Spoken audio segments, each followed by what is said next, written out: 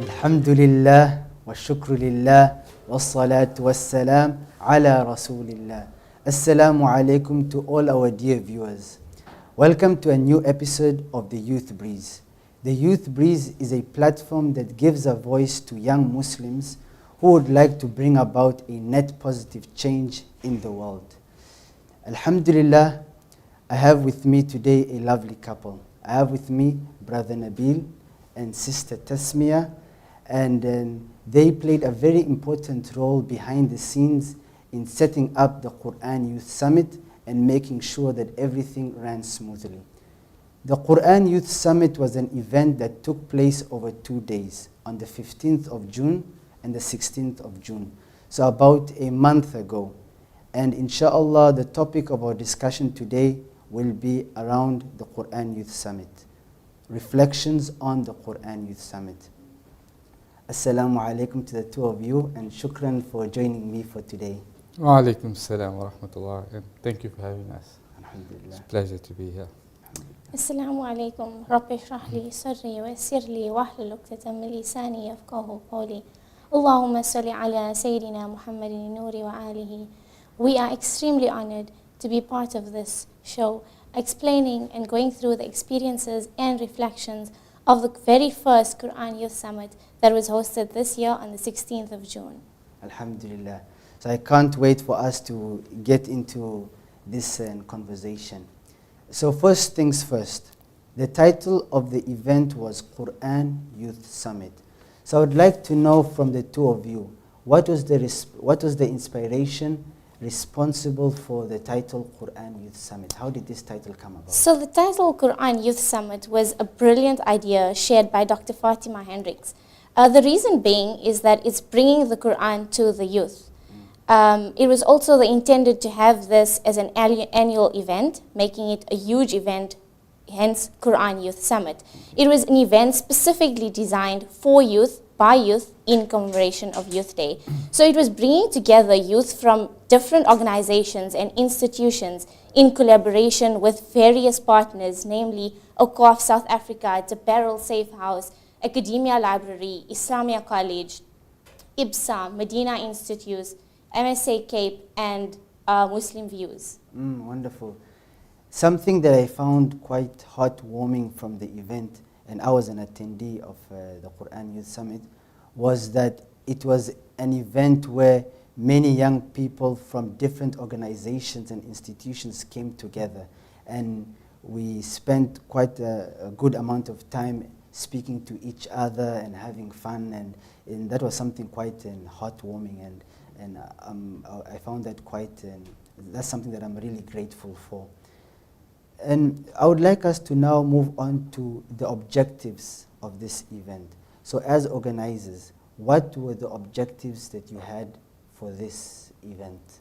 Bismillah ar-Rahman ar-Rahim. Allahumma salli ala Sayyidina Muhammad wa ala ali Sayyidina Muhammad wa ashabi wa barik salim. If I may, can I maybe break that question down into two? Why I say that is because on behalf of us organizers, we've had our own objectives that we wish to carry out through this event, and the participants, the people that attended, they've come with their own objectives of what they feel they needed to get out of this event.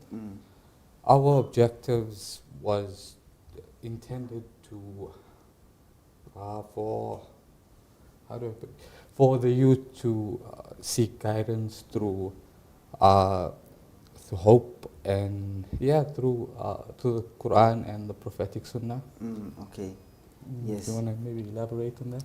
So we as the organizers, and on behalf of the organizers and the partners of this event, we intended to mobilize youth to become change makers in South Africa, rooted in Islam. Okay. Bringing together the Quran to the youth, bringing the Quran to the youth, for them to understand, develop, and to gain guidance from the Quran for their current issues that they are facing. And one of the objectives, I'd like to just specify the objectives of the participants. So many organizations and institutions have come together. So each participant came with their own objectives. And some of the objectives that we got from the feedback of the pre-survey was that they wanted to gain the Quranic perspective on their issues. They wanted to increase their knowledge of the Quran. They wanted to develop a better understanding with the Quran, and not only on the 2 days of the event, but to take away lessons from the event that they can relate and use in their everyday lives and their issues. So it was basically youth from high school level, university level, as well as young professionals, all facing similar contemporary issues. And it's impressive that you mentioned that as the organizers, you had surveys before the event and you sent those surveys to the participants. And why I find that impressive is because as organizers, you would want your objectives to align with the objectives of the participants. And the only way for you to know that, or to get that alignment, is by knowing what were the participants' objectives. And if there's a mismatch between the objectives of the organizers and the objectives and the expectations of the participants, what that will do is that it's going to defeat the very purpose of the event, and the event won't make any sense. And many people would leave the event, and very disappointed from it. So that's something that I would recommend, or I would praise the organizers for having done, trying to get that match and that alignment between the objectives of the participants and the objectives of the organizers. I would like us now to move into the inputs that you as the organizers put into the event. So I want you guys to take us behind the stage and tell us what was going on behind. What were the two of you and the other members of your team doing in setting up and making sure that the whole event ran smoothly? So basically, the Quran Youth Summit was a whole team. It consisted of many people. My role for this was the logistics. I made sure everything was planned out, how it planned out to be, made sure everything took its course. But the beautiful part of this was that although each of us had our own roles, it's just so beautiful that how at the end of it all of us just ended up doing everything. Yes. So although we had our own particular set of ways of what we needed to do, it was such a conjunction that all of us got together and did everything actually. Yeah, that's beautiful. And that also shows us the quality of al-ukhuwa, of brotherhood in Islam, which also includes sisterhood, that we all work in the service of others, and we're not very individualistic in the way we work. Like, we shouldn't have the mindset that I've been given this job and I'm going to do only this and nothing else. And if every person in an organization worked that way, it wouldn't take long before the whole organization would collapse. So I really appreciate you mentioning the idea that at the end, everyone was helping each other and not sticking to the roles that they were told to do. And now moving to Sister Tasmia, can you share with us some of your input into the event?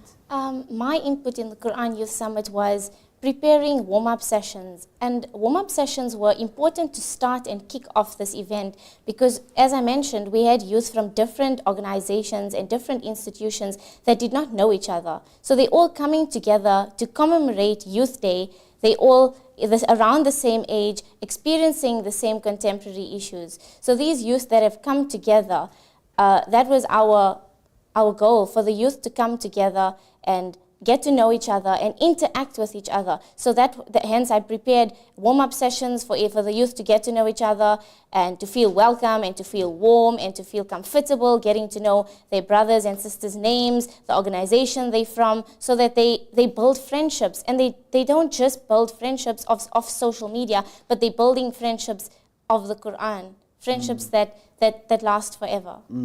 That's wonderful, mashallah. And I would like us to spend a few seconds summarizing what we've discussed so far. So we started off by looking at the title of the event, which was Quran Youth Summit, QYS. And when you look at this title, you can hear the word Quran and you can hear the word youth. And just from the title, you see that the goal of the event was to bring the youth together and to inspire them in turning to the Quran, in seeking solutions for problems that they face today. So we can see that we can see the objective of the event being that the youth, that today we have many contemporary issues plaguing our communities, and many times people are searching for solutions, and there are all sorts of solutions that are provided. But what are the solutions that are rooted in the Quran and the Sunnah? What are the solutions that come from a divine source? So this event sought to inspire the youth instead of going to social media or going to Instagram and Facebook to find answers to those problems, they can now turn to the Quran, and through reflection and through learning can find solutions to those problems. I would like us to now move to another question. And before I mention the question to the two of you, in my previous experience in running a club, so I was part of the board of the MSA of the college that I studied at before. And in my 2 years being part of the MSA, I learned that in order to run a club effectively, especially that kind of a club, an MSA in community, you need to have two elements to make everything work. You need a social element of the club, and you need an intellectual/spiritual element of the club. And the officials of the club need to blend these two together. And by blending them well, that's when you're going to see good results.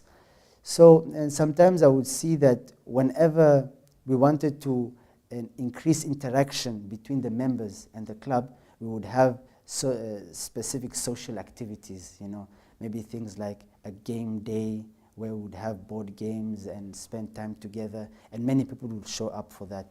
And so with this dichotomy of social activities and intellectual/spiritual activities, I could see this dichotomy also in the Quran Youth Summit.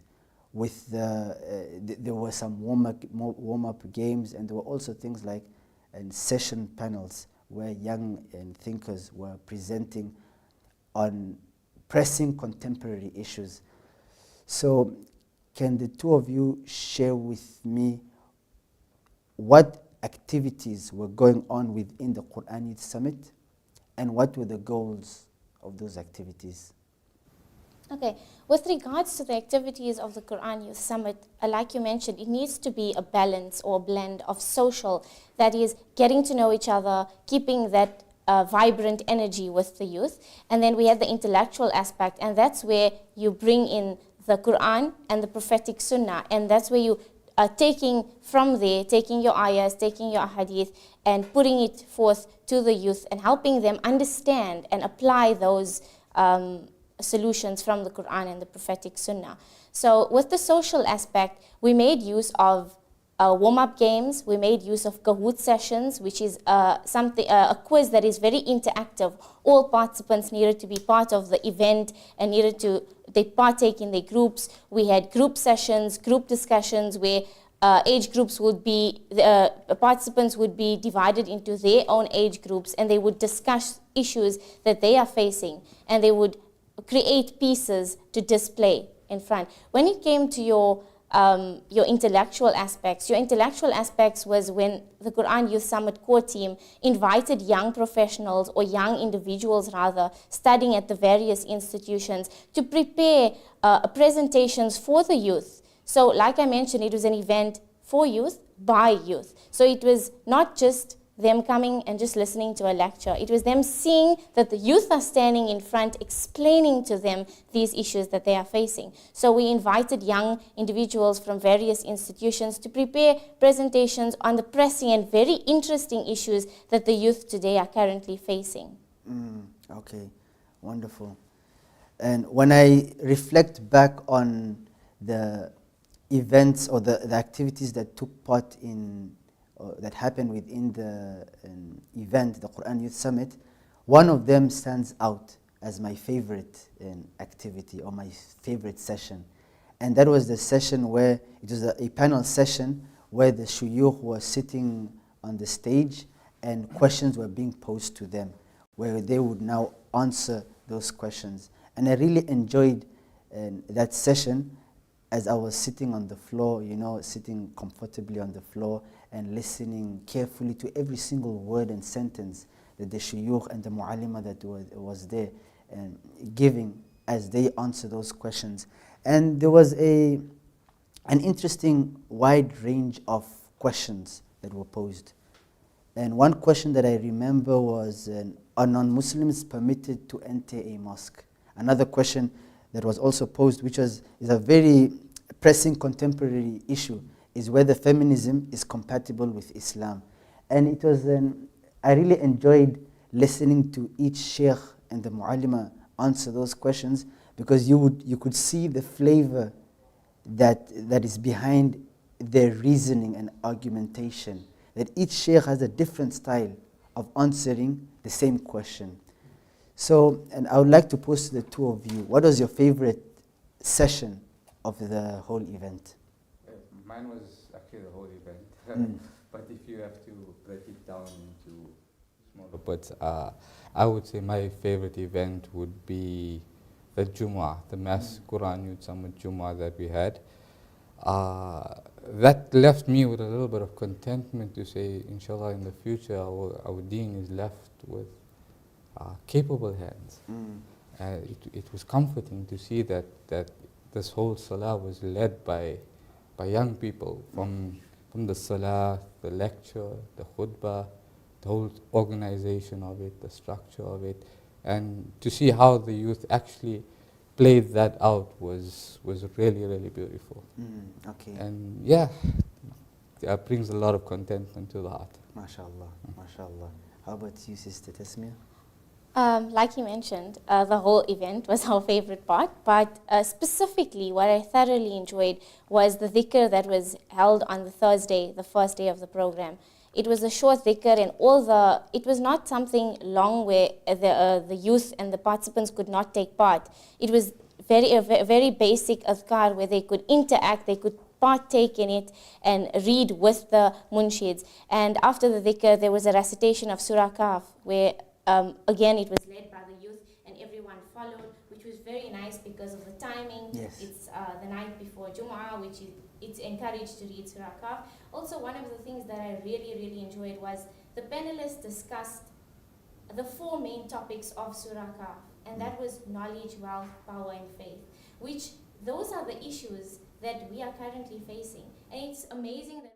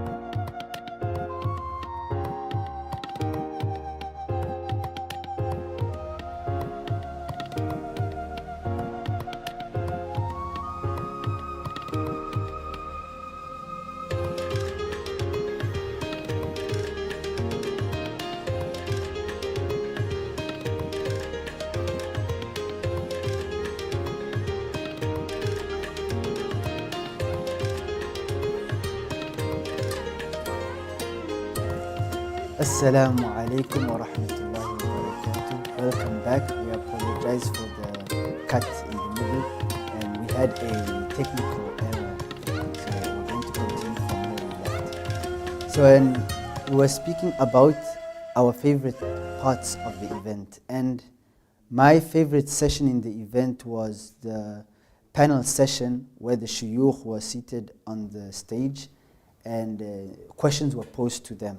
And there was a wide range of questions that were posed to them. I remember one of the questions was about whether non-Muslims can enter a masjid. Another question that was posed, which is also a very pressing issue today, is whether feminism is compatible with Islam. So, and I really enjoyed just sitting there on the carpet and latching onto every single word that the shuyukh would give as they answer the questions.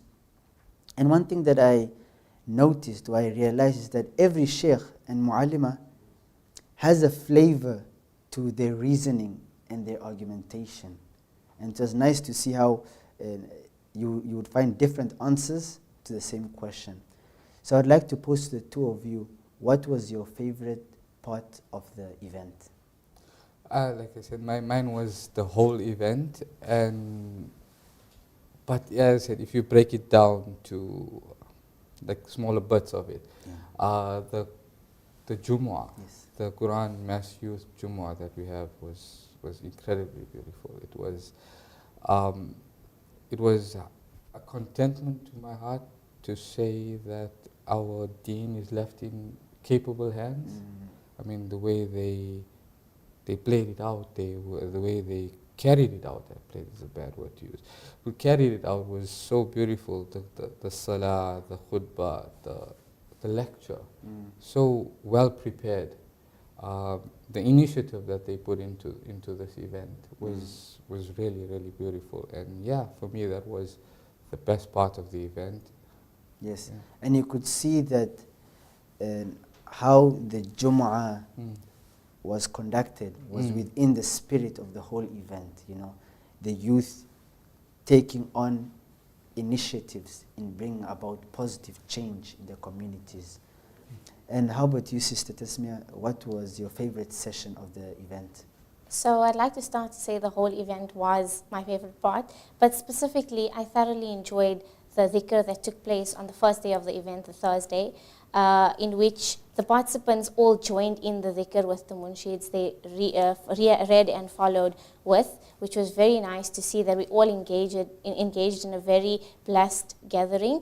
And thereafter we had the recitation of Surah Kahf, which was very significant because it is encouraged that we recite Surah Kahf on a Thursday evening after Maghrib Salah for Jum'ah on Friday. It was led by youth reciting the Surah Kahf, but everyone, all the participants follow through. The panel discussions also discussed the four main topics in Surah Kahf: knowledge, wealth, power, and faith. And these topics are very relatable to us as youth. We face these challenges relating to these topics. And I feel like mentioning and this panel sessions discussing these main topics in Surah Kahf really benefited us as youth, because it's beautiful that we could draw back from the Quran and learn and take lessons from the Quran and relate it into our lives today. MashaAllah. MashaAllah. And I would like us to now move to our personal journeys in our relationship with the Quran, and especially this falls within the event or the topic of the event, which was about the Quran Youth Summit. And I would like to share a bit of my story of how my journey with the Deen and with the Quran happened. So, and Alhamdulillah, and I grew up in a religious household, and I loved the Deen, and we learned about the Deen at a good level when we were young. However, as I would grow older, especially towards the end of or at the beginning of my high school years, I started to develop a particular outlook of the Deen, that the Deen is very ritualistic and not intelligent, unfortunately, because of the way it would be presented to us. But slowly but surely, Alhamdulillah, I met my beloved Sheikh, who is in Sheikh Tariq al-Gawhari al-Azhari, who showed me the true teachings of the deen. And that part of my life, it feels like, it was almost like as if I had dry seeds in my soul, and that those seeds had for the first time been in contact with water and warmth, and all of a sudden germinated from those seeds. It was quite for lack of a better term, a euphoric period of my life. And alhamdulillah, that's when I would say that my journey with the deen and with the Quran jump-started. And alhamdulillah, I've been spending a few years here at Medina Institute studying the different ulum, and even studying something like tafsir. And for example, we're currently studying Surah Yusuf, and something that I learned is that every ayah requires quite a lot of attention. Like every single word has some significance in the fact that it has been placed there. You know, nahnu naqussu. Why did Allah subhanahu wa ta'ala say nahnu when Allah subhanahu wa ta'ala said naqussu? So nahnu already. So and it's just wonderful to see that there's so much we can learn from the Quran, and we need to spend so much time in studying the Quran and inshallah implementing what we learn from the Quran into our lives. So, and could you share with us part of your journey in the journey of your relationship with the Quran? My initial journey was a scary one, if I may say. But why I say that actually is, I always thought it was beyond me. I mean, it was in Arabic. I never understood Arabic. It was, it was big. It was too big. And later I learned that the little attempts that you make to actually learn it slowly, every day, a little bit, at the end you actually realize how easy it actually is, and how it fits into your life in every situation, and what a form of protection it is for you, your family, and everyone around you. So it's guidance is very vast. I can't explain to you. It's guided me to a whole new life, a whole different perspective of things. Yeah, so it's a really, really beautiful journey. But taking that journey is the hard part. Like I was actually reading something the other day about a sensei in karate. They asked him, which is the hardest belt to get? Is it the black belt or is it the white belt? And we obviously all think that it's the black belt, that's the hard one. And he actually says, no, it's the white one. Starting is the hard part. SubhanAllah. Once you start, everything else just becomes, everything falls into place. Okay. So I see, I'm sure many people can relate to the inaccessibility of the Quran because it's in Arabic, and that being like the first interaction that you have with the Quran is seeing it being inaccessible to you, unreachable, because it's in a different language. And that could be quite a big hurdle for many people. And now you are stressing to us the importance of taking the first step. Because once you take the first step, then you see that you have now built a momentum. And now that momentum can carry you through in all the other steps. Yeah, that's quite an important teaching on an idea. And how about you, Sister Tasmia, your journey with the Quran? Personally, the Quran for me, from a very young age, was my safe space. Any hardship or any difficulty that I had in life, I went to the Quran. And alhamdulillah, I was fortunate and very blessed to have the opportunity to memorize the Quran. But then did I just realize that memorizing the Quran is just the beginning of unveiling its beauty. And it is on us as youth. That's why having the Quran Youth Summit, encouraging and bringing together youth and showing them, if they just unveil a little bit of its beauty, the door is open to much more. So it is on us as youth to develop our relationship with the Quran, and most importantly, not just memorize the Quran, not just read the Quran, but make efforts and attempts to understand the little that you read. You know, so read it a little, but understand that little that you're reading. It's not how much you read, but it's how much you understand, how much you take from the Quran and put it into your life, taking guidance from the Quran. And I would encourage all youth, myself, my family included, is to look at the Quran. It's not a book that's supposed to be kept safely on the shelf, or you're taking it out once a week, or you're taking it out when need be. But the Quran is a book for guidance, a book that is used to gain knowledge and to gain understanding. Most importantly, to bring the Quran to perspective. So any contemporary issues that you are facing, first look to the Quran, then look to social media. Your Quran is your priority, the Quran is your primary revelation, and thereafter the prophetic sunnah. Beautiful and wonderfully put, mashallah. And I would like us now to move to our final question, which is, and it flows very well with everything that we've said before, were the objectives that you had set at the beginning of the event met at the end of the event? Alhamdulillah, on behalf of all the organizers of the Quran Youth Summit, I would like to say yes, it was met. And if I may, can I put, you were part of this, can I maybe put this up to you? Were your objectives met?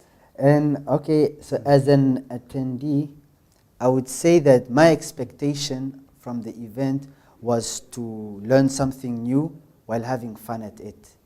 And when I think back to the event or those 2 days, I definitely did achieve, or my expectations were met, alhamdulillah. Yeah, I did, and I enjoyed the different session panels and the young thinkers presenting what they had written on those interesting topics.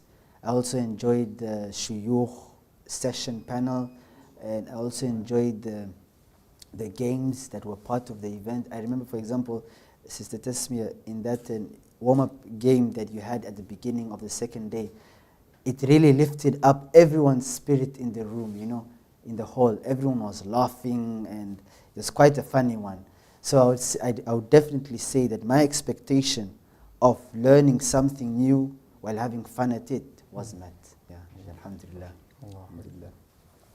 Yeah. Okay, if I move on to the objectives of the participants, we had a post-evaluation survey that took place at the end of day 1 and at the end of day 2. And that was just to gain, for us as organizers and core team members of the very first Quran Youth Summit, an event that was never held before, to bring the feedback and the review and the recommendations from the participants. What did they come there for, and was their objectives met? And many of the participants mentioned that the objective for them coming to the Quran Youth Summit was to make new friends, to get to know more people. Most importantly was to see that how does the Quran fit in to their current lives? How can they bring the Quran to their lives and to the issues they are facing? And all of the participants mentioned that the objectives of coming to the event was met. They thoroughly enjoyed it and can't look forward to the next Quran Youth Summit. They also suggested that we have the Quran Youth Summit and the individuals coming from different organizations who don't only meet once a year for the Quran Youth Summit, but rather have small events where they discuss issues amongst each other and bring in the Quran and the prophetic sunnah and guide each other and help each other on how to deal and how to be tolerant with these issues that they are facing. MashaAllah, MashaAllah. I would like to now move to the conclusion of this episode, and I would like to mention that the entire Quran Youth event was recorded and posted on their YouTube channel. So if you go to Quran Youth Summit, if you go to the YouTube channel, you'll find the whole event there.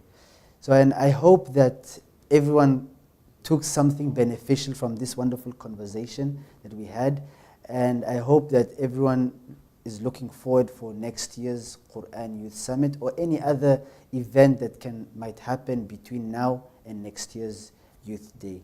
And again, I would like to thank the two of you. Shukran for joining me today, for today and also having this wonderful conversation with me. Alhamdulillah. Alhamdulillah, it is only through Allah's blessings and mercy for making this event, after months of planning, a complete success for us as organizers, as well as for the sponsors, as well as for the volunteers, as well as for the participants. And it's so nice, it's so beautiful that the objectives of the organizers were aligned and met with that of the participants. And we definitely look forward to having a bigger and a better Quran Youth Summit next year, same time, Inshallah. same place. And we look forward to seeing you all there and being part of our event. Inshallah. Assalamu alaikum. And Subhana Rabbika Rabbil Izzati Amma Yasifun wa Salamun ala al-Mursaleen walhamdulillahi Rabbil Alameen. Assalamu alaikum wa rahmatullahi wa barakatuh.